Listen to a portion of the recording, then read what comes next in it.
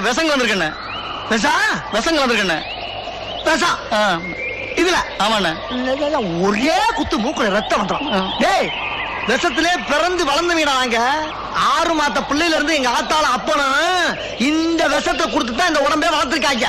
உடம்பெல்லாம் விஷம் தெரியுமா? இந்த பா, பிராந்தி எப்படி குடிக்கணும்னு பழகிக்க. முதல்ல அப்படி பிடிச்சு அப்படியே கிட்டக்க கொண்டாந்து வச்சு. ஐயோ சொன்ன கேட்கணும் வேணாண்ணே. அதுல விஷங்கள் வந்திருக்கண்ணே. இடையில பேசப்படாது. விஷத்தை பத்தி எனக்கு அப்பயே தெரியும் சொல்லிட்டேன். பேசாமல் பாருப்ப. அண்ணா விஷம் அண்ணே, சொல்ல கேளுங்க அண்ணே.